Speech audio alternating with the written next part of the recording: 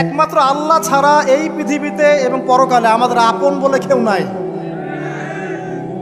বাকি সবাই সবার স্বার্থের জন্য আছে। মানুষ মানুষের অবস্থানকেই মূল্যায়ন করে। আমরা মারা গেলে পরে 40 দিন তারা আমাদেরকে মনে রাখবে কিনা সন্দেহ আছে। বিশ্বাস করছেন না? এই যে আমাদের অনেক আত্মীয় স্বজন মারা গেছে না, বছরে একটা বারো কি কবরস্থানে কেউ গিয়েছে? হয়তো যায়, মৃত্যুবার্ষিকী ওই দিন যায়, তাই না? দেখেন আমরা কিন্তু আস্তে আস্তে ভুলে গিয়েছি তাদের, আমরা ব্যস্ত হয়ে গেছি। ঠিক একইভাবে তারাও আমাদেরকে ভুলে যাবে। এই জন্যে আমি বারবার আপনাদেরকে মনে করে একটা কথা, আমার জীবন থেকে উপলব্ধি করি একটা কথা, যে একমাত্র আল্লাহ ছাড়া এই পৃথিবীতে এবং পরকালে আমাদের আপন বলে কেউ নাই। বাকি সবাই সবার স্বার্থের জন্য আছে। মানুষ মানুষের অবস্থানকেই মূল্যায়ন করে। মানুষ মানুষের অবস্থানকেই মূল্যায়ন করে। আল্লাহ রাব্বুল আলামিন আপনার ভিতরটাকে ভালোবাসেন। দেখেন, আপনি যখন নামাজ পড়েন নাই, আল্লাহ পাক কিন্তু আপনাকে ধ্বংস করে দেন নাই। আল্লাহ পরম করুণাময় আপনাকে হেদায়েত দিয়ে নামাজি বানিয়ে দিয়েছেন। জীবনে অনেক পাপ করেছেন, ইনস্ট্যান্ট আল্লাহ পাক শাস্তি দিতে পারতেন, আল্লাহ পাক দেন নাই। আল্লাহ আপনাকে ভালোবাসেন, আল্লাহ আমাকে ভালোবাসেন। আল্লাহ পাকের এই ভালোবাসার ঋণটা শোধ করার জন্য হলেও নামাজি হয়ে যান, আল্লাহর পথে ফিরে আসেন, দিনের জন্য কিছু করেন, দিনের ফিকির করেন, পড়াশোনা করেন। প্রিয় ভাইরা, আল্লাহ পাক তৌফিক দান করুন। দেখুন, এই রিবা থেকে দূরে থাকার জন্য একটা হাদিস যথেষ্ট, যে 4 শ্রেণীর মানুষকে আল্লাহ রাসূল সাল্লাল্লাহু আলাইহি ওয়াসাল্লাম লাআনত করেছেন, অভিশাপ দিয়েছেন। ইনশাআল্লাহ আজকের লেকচার যাদের কানে যাবে, আমরা যদি না খেয়েও মরে যাই, আল্লাহ পাক না খেয়ে মারবেন না ইনশাআল্লাহ। রিজিক আছে, খাবো ইনশাআল্লাহ। কিন্তু হয়তো বা অভাব হবে, টাকা পয়সা একটু কম হতে পারে, অন্যের 10 তলা ফ্ল্যাট হবে, আমার হবে না, ঠিক আছে? অন্যের এত বিঘা বিঘা জমি আমার হয়তো হবে না। কিন্তু ইনশাআল্লাহ তাআলা এই যে দুনিয়ার মুসাফিরের জীবনটা, এটা মুসাফিরের জীবন না? মুসাফিরের জীবনটা কেটেই যাবে ইনশাআল্লাহ। কাটবে না? যে কোনোভাবে কেটে তো যাবেই ইনশাআল্লাহ। এই যে পরকালের জীবনটা একটা চেতনার শক্তি, জানেন? দুনিয়াতে যত বাধা বিপত্তি আসুক, গাল মন্দ খান, গীবত তহমত খান, কষ্ট হোক, নির্যাতন হোক, একটা বিষয় মনের মধ্যে শান্তি দেয়। কি শান্তি? যে এই দুনিয়ার জীবনটা তো আর চিরস্থায়ী নয়, এটা তো আর সারা জীবন থাকবে না। ইনশাআল্লাহ এই অবস্থা আস্তে আস্তে পরিবর্তন হয়ে যাবে। ফাইন্না মাআল উসরি ইউসরা, পরকালে ইনশাআল্লাহ পাবো। দুনিয়াতে না পেলে কি হয়েছে, পরকালে পাবো ইনশাআল্লাহ। যুবক ভাই, এসব জেনা ছেড়ে দেন, আল্লাহ রাব্বুল আলামিন আপনার জন্য হুর রেখেছেন জান্নাত, ইনশাআল্লাহ পাবেন ইনশাআল্লাহ। এটা ছেড়ে দেন, সুদ ছেড়ে দেন, আল্লাহ পাক আপনার জন্য হাউজে কাউসার রাখছে ইনশাআল্লাহ, ঠিক আছে? অন্যায় পাপ ছেড়ে দেন, আল্লাহ রাব্বুল আলামিন আপনার জন্য জান্নাত রেডি করে রাখছে ইনশাআল্লাহ। এই দুনিয়ার জীবনটা ধোঁকা, একটা ছোট্ট জীবন, পুরা ধোঁকা, কিচ্ছু নাই এর মধ্যে। আমার কথা শোনেন, এই দুনিয়ার জীবনে কিছুই নাই। চারপাশে অনেক কিছু মনে হবে, আপনার বাড়ি আছে, গাড়ি আছে, স্ট্যাটাস আছে, টাকা পয়সা, প্রতিপত্তি সব আছে। আদতে আপনি একা, আদতে আপনাকে একাই কবরে যাওয়া লাগবে, একাই আল্লাহর সাথে হিসেব নিকাশ দিতে হবে। কেউ নাই সাথে, আমাদের সাথে কেউ নাই। কিন্তু আপনি মনে করছেন যে সেলিব্রিটিজম বড়, আমি পলিটিক্যাল নেতা হয়েছি, আমাকে সবাই চেনে, আমি ইকোনমিক সেক্টরে লিড দেই, রাষ্ট্রকে লিড দেই, আমি ধর্মতাত্ত্বিক ক্ষেত্রে লিড দেই, আমাকে দেখলে মানুষ বাহবা দেয়, ইত্যাদি ইত্যাদি। দিন শেষে আমি একা, আপনিও একাই। আমাকেও একাই যেতে হবে, আপনাকেও একাই যেতে হবে। এগুলো সব চারপাশের খালি অন্ধ মোহ, আর কিছু না। এই মোহের মধ্যে ঢুকে পড়বেন না, আল্লাহ পাক তৌফিক এনায়েত করুন। নবী সাল্লাল্লাহু আলাইহি ওয়াসাল্লাম বারবার বলতেন, আল্লাহুম্মা ইন্নী আউযু বিকা মিন ফিতনাতিদ দুনিয়া, বলতেন না?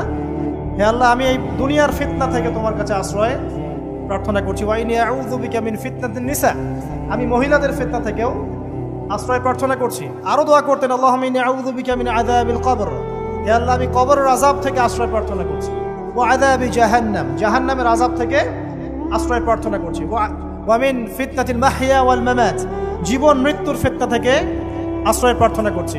ওয়া মিন শাররি ফিতনাতিল মাসিহিদ দাজ্জাল, এবং দাজ্জালের ফিতনা থেকে আশ্রয় প্রার্থনা করছি। দাজ্জালে পরে আসবো ইনশাআল্লাহ। দাজ্জাল নিয়ে আলোচনা করলে আবার কিছু মানুষ খারাজি ট্যাগ লাগাই দিতে পারে, ওই জন্য এদিকে আমি এখন যাচ্ছি না।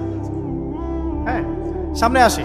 তো রিবার বিষয়টা বলছিলাম। আইয়ামে জাহিলিয়াতের যে সেই রিবা এখনকার বিশ্বে আছে কি নাই বলেন? ওই সময় না হয় মক্কায় ছিল, এখন কি সারা বিশ্বব্যাপী নাই? বিশ্বের কোনো কান্ট্রি রিবা মুক্ত না, বিশ্বের কোনো দেশ রিবা থেকে মুক্ত থাকতে পারবে না, এই বিশ্ব পরিচালনা যারা করছে ওদের আন্ডারে থাকলে। কখন হবে বিশ্ব রিবা মুক্ত? একদিন বিশ্ব রিবা মুক্ত হবে ইনশাআল্লাহ। একদিন না একদিন এই বিশ্বটা সুদমুক্ত হবে ইনশাআল্লাহু তাআলা। তখন জালেম পার পাবে না, মাজলুমের রক্ত শ্রম বৃথা যাবে না ইনশাআল্লাহ। কবে, কত বছর পর আমি জানি না, কিন্তু এতটুকু জানি যে মালহামার পরে যখন আল মাহদি আসবেন এবং তারপর যখন মাসিহুদ দাজ্জাল বের হবে এবং ঈসা ইবনে মারইয়ামকে আল্লাহ পাক নামিয়ে দিবেন, তার হাতে যখন দাজ্জাল নিহত হবে এবং জেরুজালেম থেকে যখন পুরো বিশ্ব শাসন করা হবে মুসলিমদের হাতে, তখন রিবা বলে কিচ্ছু থাকবে না পৃথিবীতে। তার আগ পর্যন্ত এই অবস্থা সলভ হবে কিনা আমরা জানি না, হতেও পারে না। ওই সময় যে হবে নিশ্চিত ইনশাআল্লাহ। আসুন, আইয়ামে জাহিলিয়াতের আরেকটা বড় পাপ ছিল যে এক ভাই বলেছেন, সেটা হচ্ছে নারীর অবমাননা। কে বলেছে এই কথাটা? সামনে একজন। হ্যাঁ, আইয়ামে জাহিলিয়াতের অন্যতম একটা সেরা পাপ ছিল কি?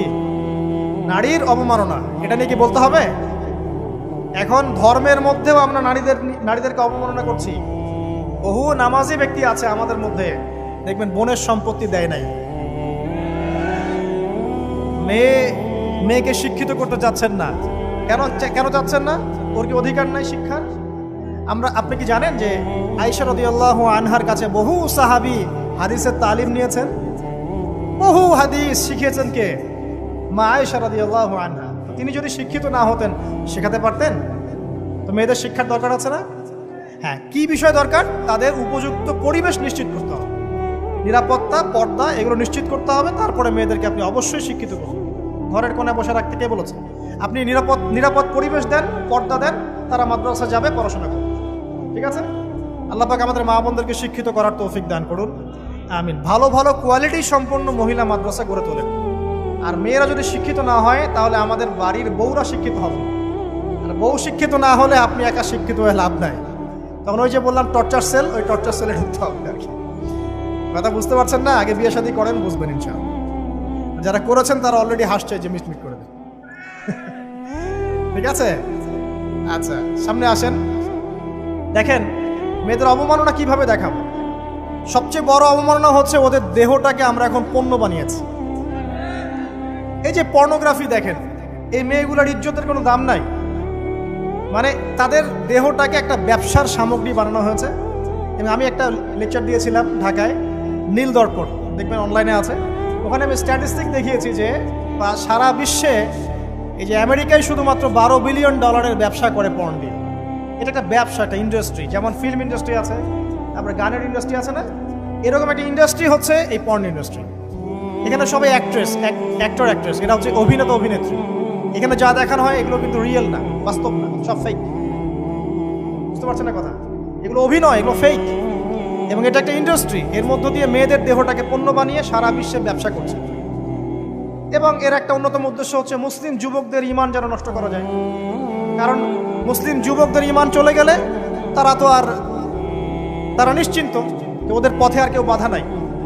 কারণ ওদের এই জুলুমের পথে বাধা যদি কেউ দিতে পারে তাহলে কারা দিবে? মুসলিমরা। আর মুসলিমদের মধ্যে সবচেয়ে শৌর্য বীর্য কাদের মধ্যে থাকে? যুবকদের মধ্যে। যুবকদের ঈমান যদি চলে যায় তাহলে এদের আর কোনো সমস্যা নাই। এই বিষয়টা খেয়াল করবেন যে এটা একটা ইন্ডাস্ট্রি। সো এখানে আমরা মেয়েদের দেহটাকে আমরা কি বানিয়েছি? পণ্য বানিয়ে দিয়েছি। আর এখন তো চলছে কাপড় খোলা সংস্কৃতি।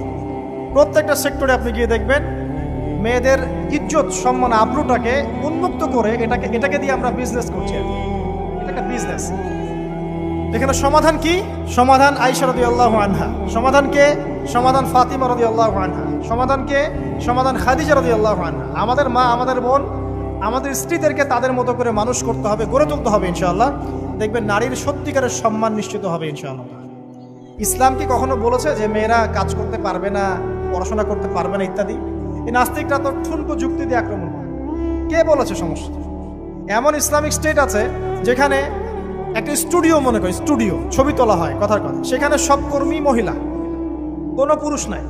একটা মাদ্রাসা, সমস্ত কর্মী মহিলা, কোনো পুরুষ নাই।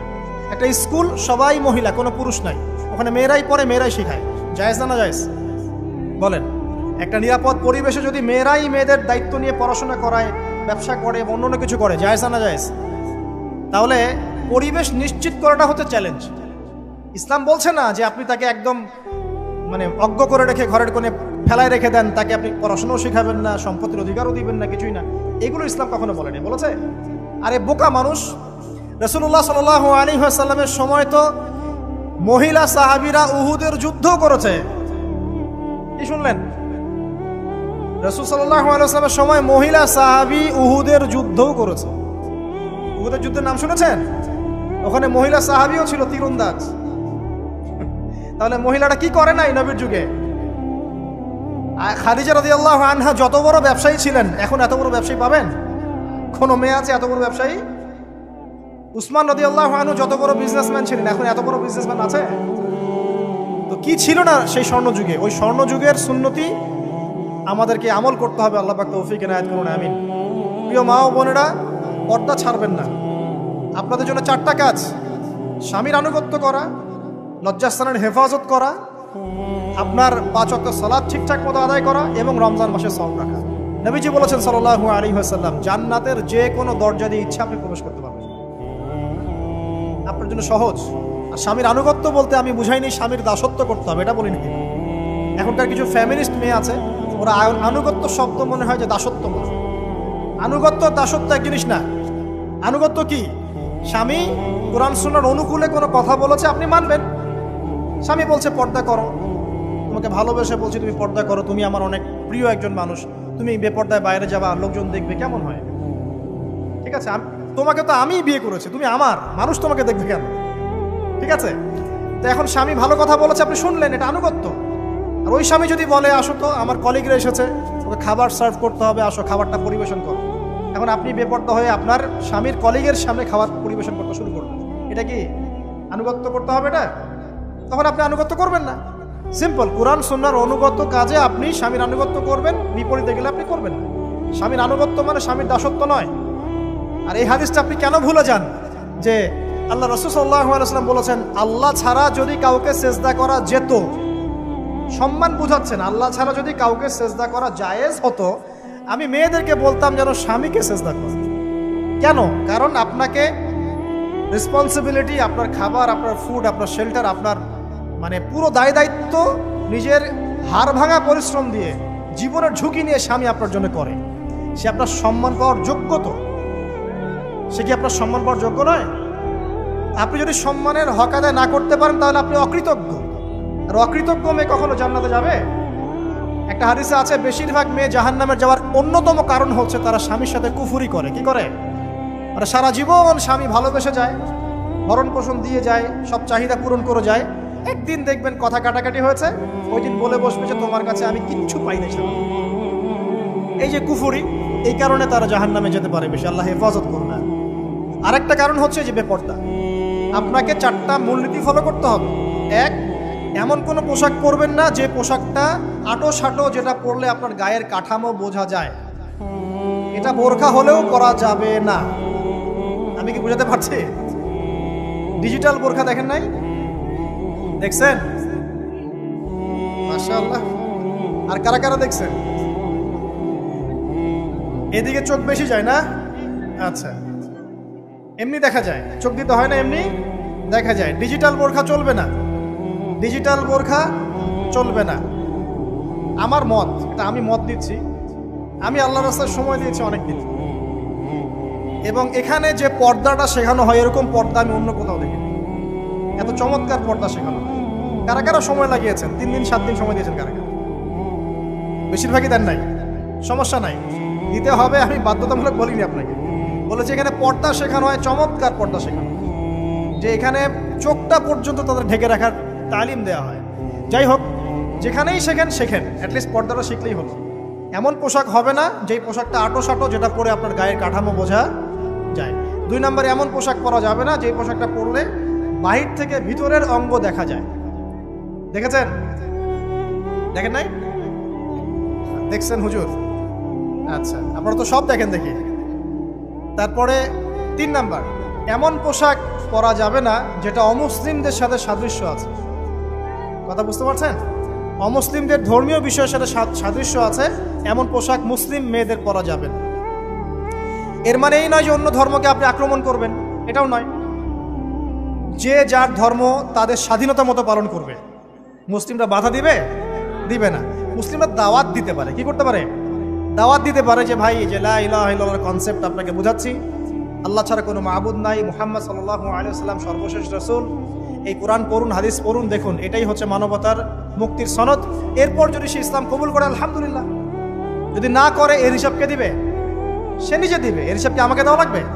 দেওয়া লাগবে না।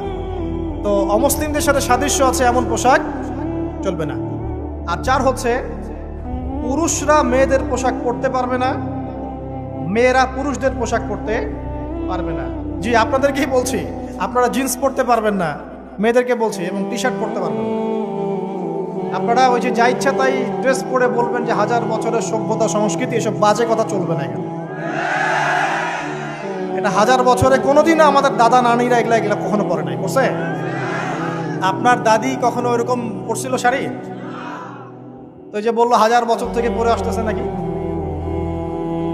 সুবহানাল্লাহ। তো এখানে বিষয়টা হচ্ছে পুরুষ মেয়ের পোশাক পরতে পারবে না, মেয়ে পুরুষের পোশাক পড়তে পারবে না। আমি খুব সংক্ষিপ্ত করে আপনাকে কোরআন সুন্নাহ থেকে 4টা মূলনীতি বলে দিলাম। এই 4টা মূলনীতি কোরআনেও আছে, হাদিসেও আছে।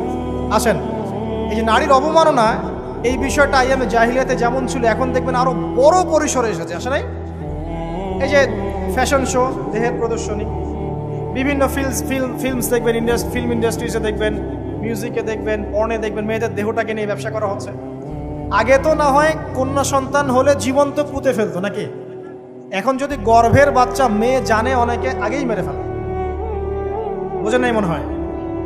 অনেকে যদি জানে যে গর্ভে মেয়ে সন্তান আছে, আগেই মেরে ফেলে।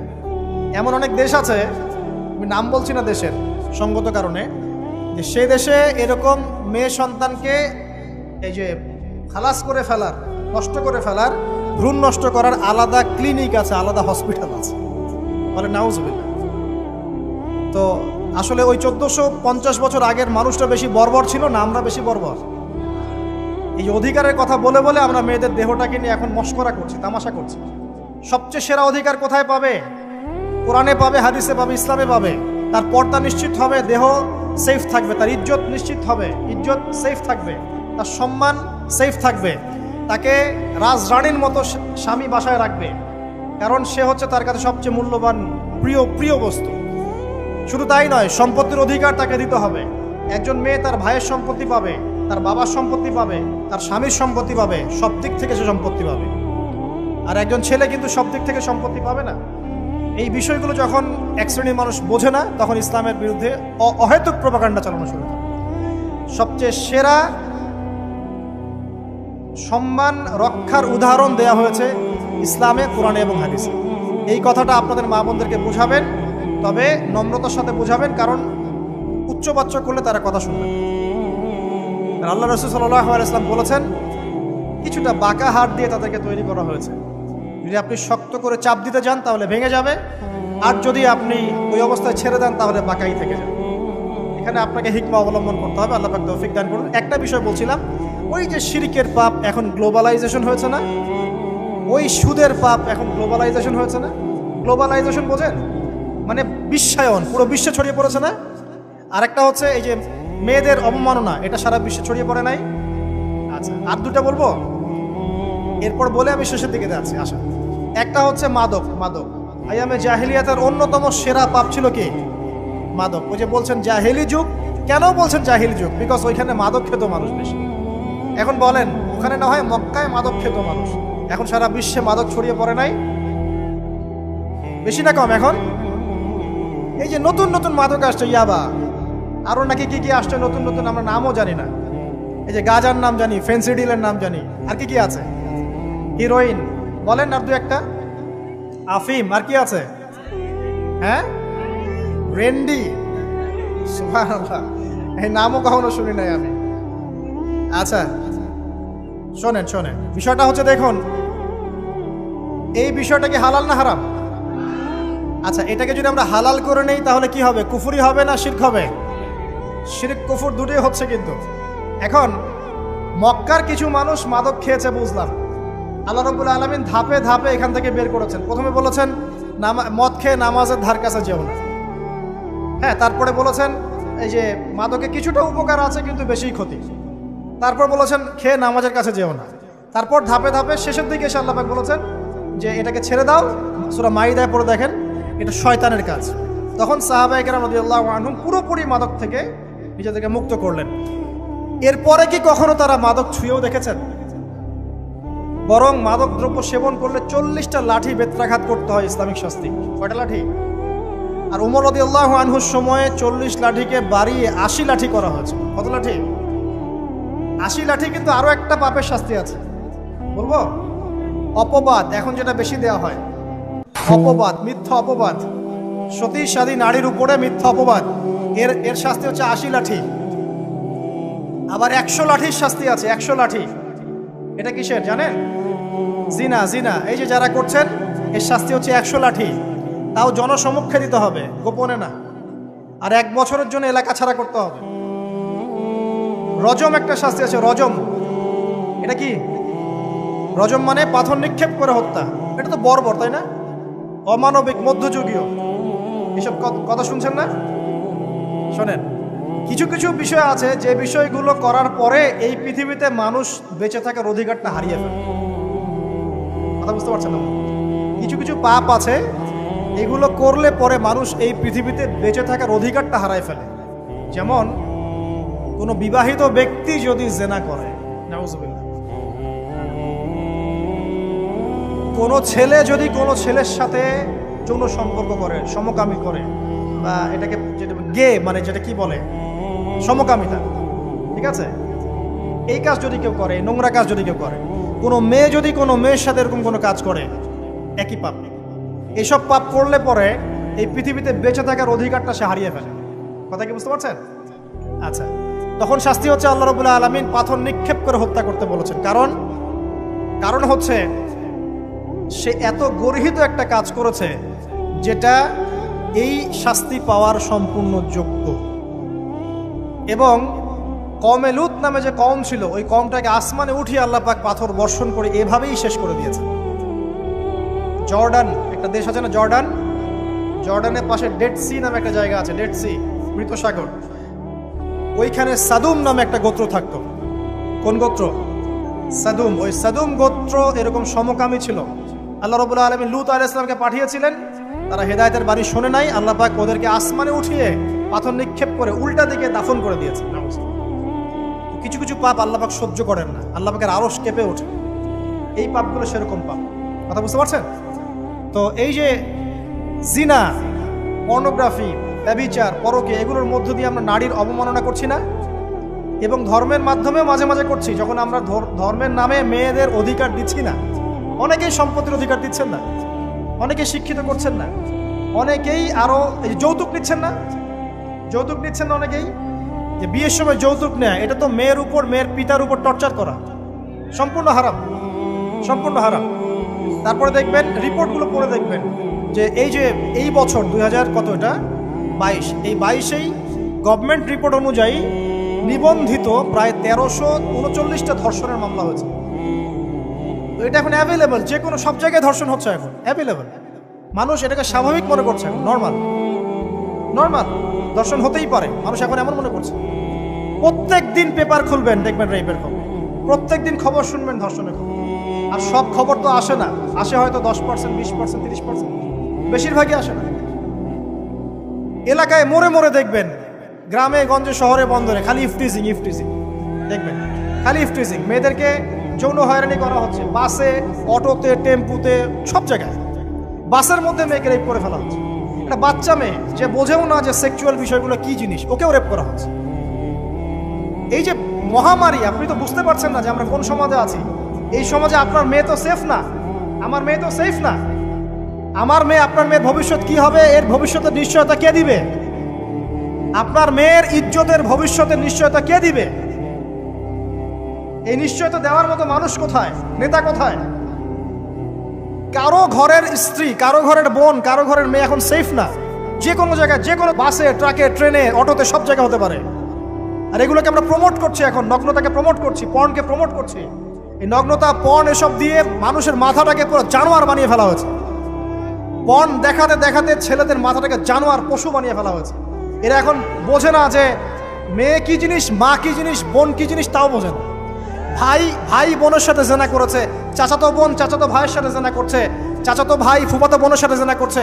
রংপুরের খবর শুনলাম যে মায়ের সাথে ছেলেও জেনা করেছে। না, এগুলো কেন হচ্ছে? এই মহামারী কেন হচ্ছে? কি সমাধান দিবে? সমাধান ইসলামে ছিল, আমরা নেই নাই।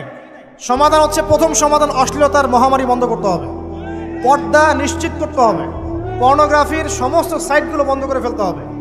আজকের নিউজ দেখেছি আমি, এটা আমি ধন্যবাদ জানাই বাংলাদেশ গভর্নমেন্টের যে তথ্য প্রযুক্তির যে সেন্টার আছে, প্রায় 26,000 পর্ন সাইট তারা বন্ধ করে দিয়েছে, আলহামদুলিল্লাহ। তো কথা বললে তো কাজ হবে, কথা না বললে কাজ হবে কিভাবে? 26,000 পর্ন সাইট তারা বন্ধ করে দিয়েছে। যখন সমাজের মানুষ পর্ন দেখতে দেখতে পশু হয়ে গেছে, আপনি বাইরে এই যে আলখাল্লা টুপি দাঁড়িয়ে পরে ঘুরলে লাভ আছে? ভিতর থেকে তো আপনি পশু। দেখবেন মসজিদ ইমাম সাহেব নামাজ পড়তে এসেছে, বাসায় পর্ন দেখে আসছে, নামাজে কোনো মনোযোগ নাই। দেখবেন টাপাটাপ নামাজ পড়ছে, কোনো মনোযোগই নাই, পর্ন দেখে। ইমানের আলোচনা করবেন, খুব লাফালাফি করলো, 2 দিন পর দেখবেন কোনো খবর নাই, পর্ন দেখতে দেখতে ভিতরটা শেষ, ড্যামেজ। পর্নোগ্রাফিতে যে একবার আসক্ত হয়েছে, তার মধ্যে ইমানের কোনো তেজই থাকবে না, কোনো তেজ থাকবে না। এখন আলেম জালেম সবার ফোনে ফোনে দেখবেন পর্ন চলে আসতেছে, কেউ দেখতে না চাইলেও তাকে দেখতে বাধ্য করা হচ্ছে। ফেসবুকে ঢুকবেন, নগ্ন দৃশ্য। এই নগ্নতা দিয়ে, এই পর্নোগ্রাফি দিয়ে, এই যে মিডিয়ার মধ্যে দিয়ে প্রমোটিংটা দিয়ে ব্যভিচার ছড়িয়ে দেয়া, জেনা ছড়িয়ে দেয়া, অশ্লীলতা ছড়িয়ে দেয়া, পরকীয়া ছড়িয়ে দেয়, এর মধ্য দিয়ে নারীর সম্মান, দেহ, ইজ্জতকে আমরা এখন রাস্তার সাথে মিশিয়ে দিয়েছি। কিসের অধিকারের কথা বলছে? কিসের নারী অধিকারের কথা বলছে? খালি ডিগ্রি সার্টিফিকেট অর্জন করতে পারলেই অধিকার হয়? আমার তো ইজ্জতই ঠিক থাকলো না, আমার অধিকার কোথায় থাকলো? একটা সার্টিফিকেট অর্জন করার জন্য কলেজের মেয়েদেরকে বড় বড় নেতার বেডরুমে ঢুকানো হচ্ছে, দেখেন নাই? তো একটা সার্টিফিকেট অর্জন করতেই হবে আমাকে, নিজের ইজ্জত বিক্রি করে দিয়ে হলেও আমার সার্টিফিকেট অর্জন করতেই হবে। লাথি মারি এসব পড়াশোনার পিছনে, দরকার নেই আমার পড়াশোনা। করছে বাসায়, এলাকায় এলাকায় মহিলা মাদ্রাসা করেন, মাদ্রাসায় মেয়েদেরকে পড়ান। আমি খুব দুঃখের সাথে বলছি, অনেক মাদ্রাসাতেও এরকম ঘটনা কিন্তু ঘটেছে না? এখানে একটা কথা আমরা পরিষ্কার করতে চাই, সেটা হলো যে পাপ পাপী, রেপি, ধর্ষণী, সে আলেম করুক আর জালেম করুক, ইমাম করুক আর জালেম করুক, ফাসেক করুক, সবাইকে সমান শাস্তি নিশ্চিত করতে হবে। আর শাস্তি হবে দৃষ্টান্তমূলক, যেন আরো 10 জন দেখে শিক্ষা নেয়। ওই যে ইসলামে আছে না, হাত কেটে ফেলা, কি কারণে বলেন তো? কারণ সবাই যখন দেখবে এই যে খুঁটির সাথে বেঁধে একটা চোরের হাত কেটে ফেলা হয়েছে, এলাকার সব মানুষ দেখেছে, চুরি বাড়বে না কমবে? নিশ্চিত চুরি কমে যাবে ইনশাআল্লাহ।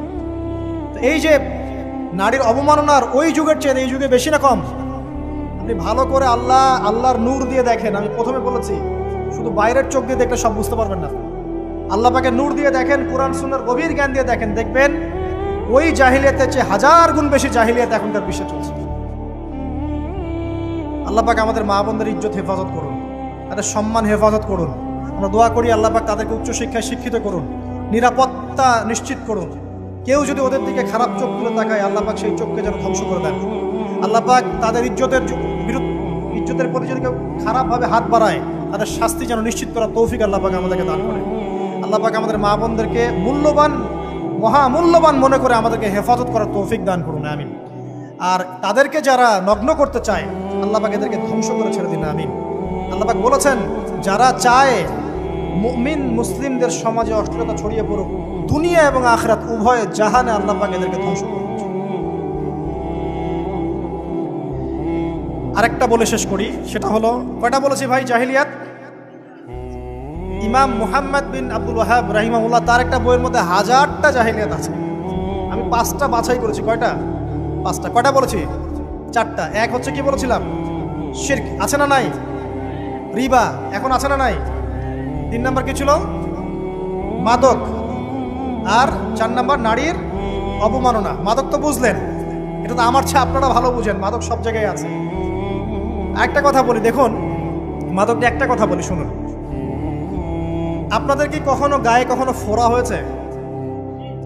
কার কার গায়ে ফোড়া হয়েছে বলি? আচ্ছা, কেমন ব্যথা? ফোড়া ফেটে গেলে কি বের হয়? রক্ত আর পুঁজ বের হয়, তাই তো? তো নবী সাল্লাল্লাহু আলাইহি ওয়াসাল্লামকে সাহাবীরা পরে জিজ্ঞাসা করলেন, ইয়া রাসূলুল্লাহ, কোন পাপের কারণে তাদেরকে এই শাস্তি দেওয়া হচ্ছে? নবী করিম সাল্লাল্লাহু আলাইহি ওয়াসাল্লাম বললেন, তাদেরকে এই শাস্তি দেওয়া হচ্ছে একটা পাপের কারণে, সেটা হলো মাদক দ্রব্য সেবন করা। আর ওই পানীয়টার নামও নবীজি বলে গেলেন, তার নাম হচ্ছে তিনাতুল খাবাল। কি নাম?